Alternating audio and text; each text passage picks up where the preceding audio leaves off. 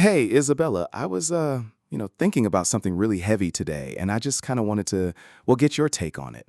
It's this idea of like a father wound, and I've seen it pop up a lot in conversations lately. Oh, Marcus, that's such a crucial topic. Honestly, it's something I talk about quite a bit in my work, and it's more common than people realize. It really impacts, profoundly impacts so many individuals, throughout their entire lives. We're talking about like self-perception, emotional well-being, and just relationships with others in general. This father wound or father hunger, it really stems from unmet emotional needs, and it can show up so differently in men and women too. Yeah, father hunger. That really resonates.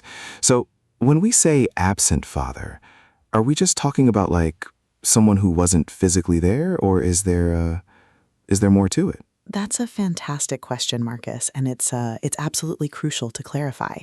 A missing father definitely includes physical absence, right? Like due to death, divorce, separation, abandonment, incarceration, military service, even adoption, or just like pure disinterest. But here's the thing, and this is really important.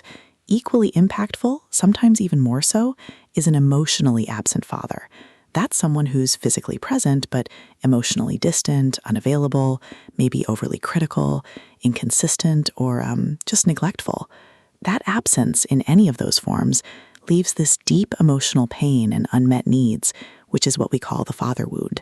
And father hunger describes that deep, persistent desire for emotional connection with the father, or this unspoken wish for that paternal presence that could like steady or mirror the self as it develops, you know?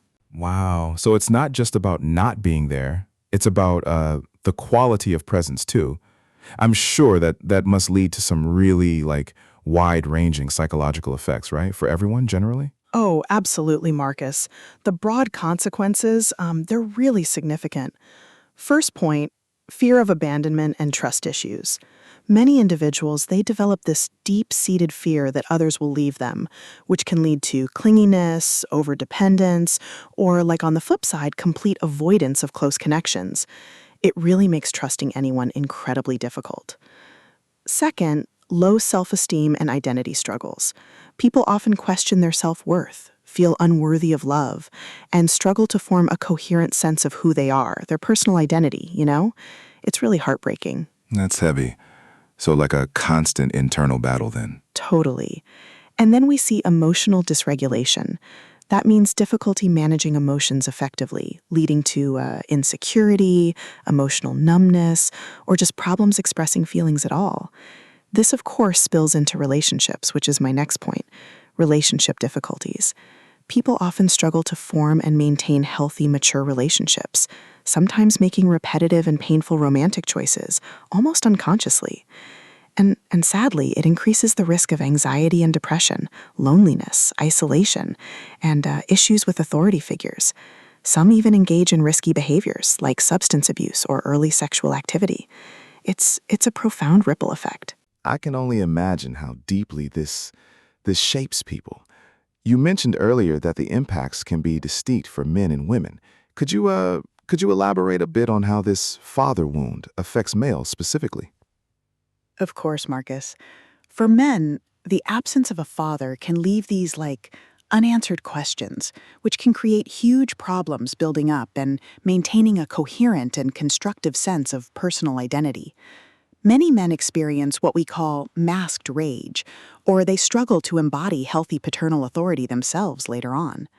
Without a father figure, sons often seek masculine models in like peers, media figures, or through risky behaviors, and this can lead to not knowing how to live well and how to nurture themselves and their relationships. It's a real struggle for guidance. So it's like a void where healthy masculinity should have been modeled, right? Exactly. And this can lead to internalized shame. If their primary masculine figure was emotionally absent, boys may internalize shame, feeling unworthy, and develop a distrust of the world. Fathers who suppress their feelings, they often pass this on to their sons, leading to difficulties comprehending and communicating their own emotions. This can result in commitment issues in adult relationships. And that father hunger in men, it can drive a need for external validation, often leading to an overachieving persona that masks deeper insecurities. They might become people pleasers, perfectionists, or high achievers who still feel, hollow inside. Plus, problems with self-discipline are common, a lack of internal structure, difficulty setting goals, making choices, and identifying their own needs. It's just so much to carry. That's a lot to unpack for men. Now, what about women? How does this absence specifically shape their experiences and relationships? For women, it's also incredibly impactful. A dominant effect is an anxious attachment style, which sadly often leads to an attraction to emotionally unavailable partners. It's almost this repetitive compulsion, an unconscious attempt to rewrite the story or find closure by seeking out relationships that mirror that original paternal absence. Daughters also unconsciously seek validation or approval from other men in unhealthy ways, just driven by that emotional void. Father hunger in women is also linked to issues with body image, disordered eating patterns, and low self-esteem. It's really heartbreaking to see. So like a constant search for something that was missing initially, and often in unhelpful places. Yeah, exactly. And it also results in significant trust issues and boundary difficulties. They struggle to trust men because their first significant male relationship wasn't safe or secure, and then they have trouble setting or respecting boundaries. Studies even link earlier and riskier sexual behavior, as well as higher rates of teenage pregnancy, to father absence, especially if it occurs before the age of 5. Some research even suggests it can alter a girl's sexual development, including earlier menarche, which is just wild.